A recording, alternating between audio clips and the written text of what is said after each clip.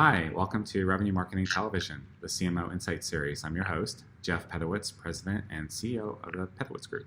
Today as our guest, we have Tiffany Sieve, who is Vice President of Marketing Demand Generation at Paycor. Tiffany, welcome to the show. Thank you so much. Excited to have to be a part of it today. Absolute pleasure to have you. So you've been at Paycor for a while, and you've seen a lot of changes over there. So if you could encapsulate it, what would you say the top two or three biggest changes have been? Gosh, it's been a lot of change. I've been at Paycor for about 5 years in a variety of different roles at marketing. And when I started, there were about 7 people on the marketing team. We didn't have Salesforce, we didn't have Marketo or any really CRM to help track back the marketing campaigns. Marketing was really known as, making things look pretty, creating logos, websites, a lot of great sales tools. There was value there, but we weren't really able to show the true numbers and actual revenue back to the company on all the different marketing initiatives that we had in place. And at that time, we actually brought forth the Pedowitz group. We found that our chief sales officer came to Paycor, and he brought the white paper that you guys actually wrote, I think back in 2012, called the Revenue Marketing Center of Excellence. And it really helped restructure our whole marketing team. We created program manager roles. We created product marketing. We called ourselves revenue marketing at the time. And we were able to bring on Marketo, able to bring on Salesforce. And over the past 5-6 years, we've been able to really show the value back to the company. And so now all of the different campaigns that we have, we're able to track back everything from MQLs to first-time appointments, all the way through the sales funnel. What's the average deal size? What's the win rate? And what's the overall contribution to the company? And excited to say that Paycor's been on a great journey of growth, and the marketing team has really grown a lot because of the Pedowitz group, and continuing to do so as well. Well, thank you, and that's I appreciate the plug. But you guys are famous over at Paycor. Well, at least we have one place, so that's good. It's probably the billboards that we put right in the building, right? There you go. We'll be your the focused advertising. So, but let's talk a little bit more about transformation, because I know for a lot of marketing executives, it's you want to do it, but then in actuality, it's a lot of work, right? I mean, the change management and getting the tech right, getting the people right. So, kind of walk us through some of the challenges you've had along the way. Yeah, so as I mentioned, we brought on Salesforce and Marketo, and actually we stood that up at the same time. So literally in 1 week, about 5 years ago, almost exactly, that started. And it was really a whole cross-functional effort across the whole Paycor team. So sales operations, sales leadership, marketing, of course, product and other areas. And we've continued to evolve since then. And so we've brought on new technologies that integrate in with Salesforce, integrate in with Marketo, so that we can make sure that all the ins and outs of the marketing strategy are tracked throughout the way. And we've continued to add new technology, to our overall bench of services. And so, for example, we've added Evergage over the last 6 months, 8 months to showcase personalization on our website. We're doing a lot of great testing and optimization. Right now, we're looking into ABM technology. We're looking into online chat from an AI perspective. And are continuing to evolve into learning about the best practices from a marketing perspective, and understanding where Paycor is going from a growth perspective as well. A lot of change. So I'm curious from a customer-focused perspective. I mean, you hear, I guess it's all the buzz. Hey, become more customer-focused, become more customer-centric. Mm-hmm. Of course, we probably should have always been that, right? As businesses, I don't know that it's necessarily new, but that's where everyone's focused right now. Right. So what does that mean to you at Paycor? How are you guys becoming more customer-focused? Yeah, it's a great question, and really timely, because right now we're actually working on our whole lifecycle customer journey. So thinking about how do we bring net new prospects into the funnel? What does their journey look like as they understand who Paycor is, as they're nurturing and engaging with all of our content and resources, and as they're actually ready to have that conversation with sales? And then through the sales funnel, all the different stages that we're tracking, how are they interacting with our materials? What type of marketing initiatives work through that sales funnel? And then once they actually are ready to purchase, how does that process feel when implementation happens and as they become stronger advocates of Paycor and potentially purchase more in the future? So we've actually done lots of different workshops where we're literally sat in a room and around all four walls, we had printed out examples of 6 different clients and what their journey looked like and what they engaged with from a marketing perspective. We literally printed out emails and webinar information and event invitations that they've engaged with, white papers they've downloaded. And we looked at the time frame, we looked at their titles, we looked at the size of their company, the industry that they're in, to really uncover what does our current buyer journey look like. And that's helped us at this point in time shape how do we really want it to change moving forward? What's that ideal journey based on what we're learning? We've also done a lot of interviews within our clients to, ensure that the data tells us one thing, but how did they actually feel during that journey? And some focus groups and other surveys as well to really uncover what that looks like.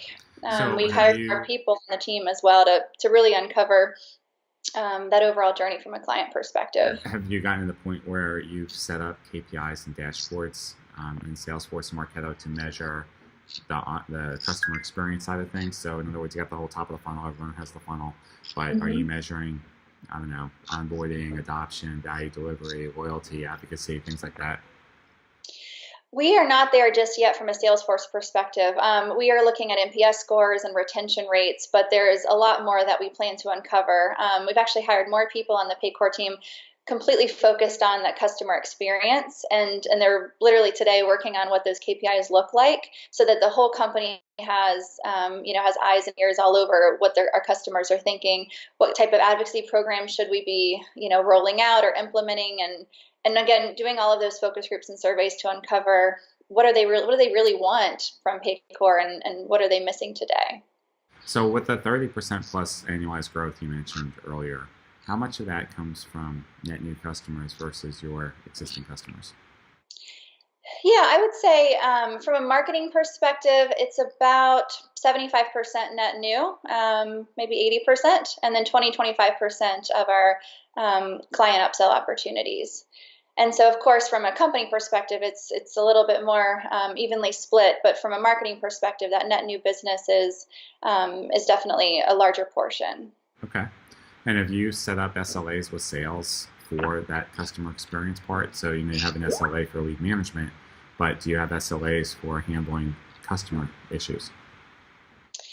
Yes, absolutely. And so there are specific roles within our client service departments that are all about how do we focus on all of the questions or any sort of concerns that may come up from a client perspective from a day-to-day area. We also, from an upsell opportunity, have a dedicated client sales team that are focused on how we can help grow that acquisition type of area. And then how do they specifically engage with those clients and uncover some of the needs that they might that we might be able to address for them today. Okay. You did mention ABM earlier as one of the things that you're taking on. What does that mean to you when you say ABM?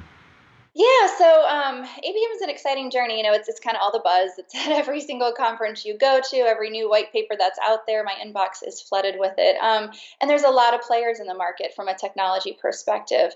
What I'm excited about is just thinking about moving from the MQL, the marketing qualified lead, more to like an MQA, so the marketing qualified account. And historically, Paycor has really been thinking more about the lead. So what's that person engaging with? What do they care about? But, the buyer journey obviously has proven that there's multiple people in that buying process, 5 or 6 different people at different points of time. And from a Paycor perspective, we really target HR leaders, CFOs, small business owners. We also have a lot of influencers that are part of that process. And so the ABM model is really around how do we target all of those people at one account, but customize the messaging, customize the conversation based on who they are, the title that they have, their careabouts, so that they can come together and make a decision holistically about making the purchase of Paycor.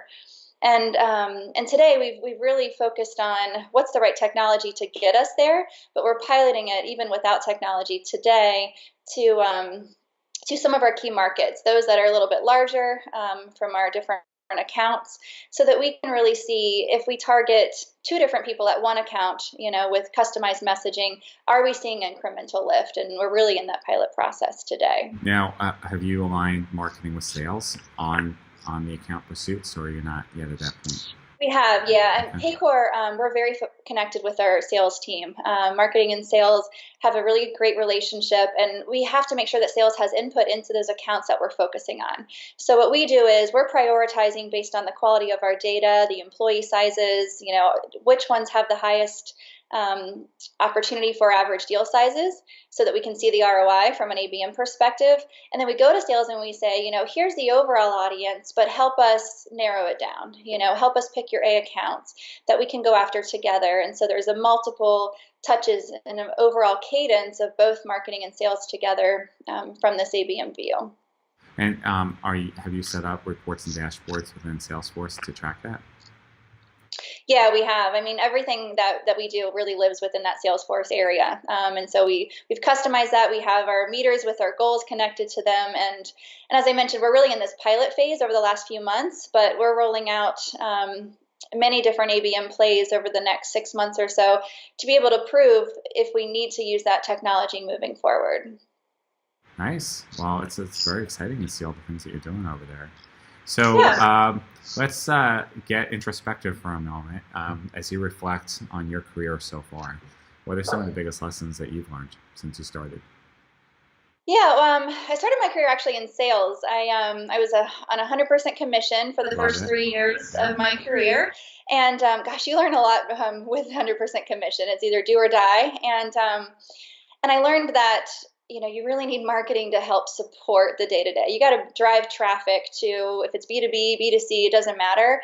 And so that passion for sales, but my education in marketing really guided me into this overall marketing career, and that starting out in sales has helped because I've been able to put my seller hat on as I've interacted across the different companies I've been at, and connected with those sales organizations to understand what are they hearing when they're out talking to our buyers or to our customers, and what do they need to make them successful throughout that journey. And so my career has really cumulated how we can connect marketing and sales together. And then I'm really, teaching the overall team to make sure that they're listening on these sales calls. They're doing ride-alongs every single day, and they're continuing to learn from that sales organization as well. I love that. So you're actually getting the team out in the field on sales calls?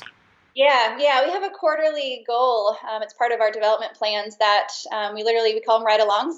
Sit in a car next to them, go to actual appointments, listen in on demos. For our telephonic sales team, we'll literally put the headphones on, we'll sit next to them and listen, and we'll talk about it. And every single time, everyone comes back with new and different ideas and say, "Gosh, we had this kind of question. I think we could create some sort of campaign to help promote it." Or, we're hearing this new competitor in the marketplace. What can we do in order to address some of those, opportunities? And it's a great learning development opportunity. It helps them learn more about the business and the industry as well. So as you hire your team and you're bringing people on and kids are coming out of school or you're hiring people mid-season, what do you look for in people, and then how do you help them develop their career? Yeah, we really look for go-getters. I don't necessarily need someone that has 20 years experience, at some big name company. I would really love someone that has worked from the ground up, worn a lot of different hats in marketing, learned a lot along the way, and are innovators. With how fast Paycor has been growing and continues to grow, the way that we've grown the last 5 years is going to be completely different in how we're going to grow the next 5 years. So I'm looking for someone that has proven that at other organizations, they were able to bring new and different ideas. They were able to tie revenue or actual results back to those ideas, and they were able to create change within the organization, because that's exactly what we need at Paycor.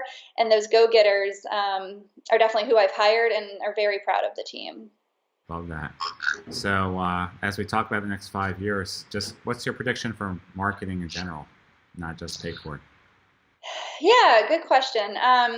We've talked about kind of the ABM model. What's interesting about that is it's a little bit like the old is new again. So something that we're incorporating within our ABM plans is actually direct mail. And so from a B2B perspective, direct mail kind of died for for a few Yeah. years. No more postcards kind of thing, but we're looking more at like, how do you grab someone's attention that is very busy, especially the people that we're targeting every day from a business perspective. And we found that, email gets cluttered. They don't have a lot of time to leave the office and go to events. They can do online webinars sometimes as well. But we're actually doing a fair amount of what we call kind of 3D mailers. So literally mailing some sort of piece of content. We write a lot of white papers, a lot of thought leadership, and some sort of potential, attention getter, a logoed item or something. We will mail that to our prospects, and then we have technology that connects back to Marketo. So as soon as that delivery is received, we're able to notify the sales rep. They're able to call and talk about the delivery that they just got, and it's really kind of that door opener. So that's something that we're using today, but I think from an overall marketing perspective, I think that's really going to evolve.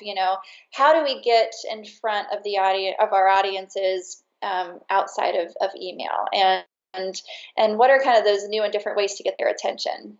Online chat is another thing that we're looking at today that I think will continue to evolve. What's that? Literally that AI robot within certain product pages on our website. How do we get their attention when they're there looking at our site and bring them further in the funnel at a much faster pace? And so any way that we can create that velocity of speed to a sales conversation is I think that next step from a marketing transformation perspective.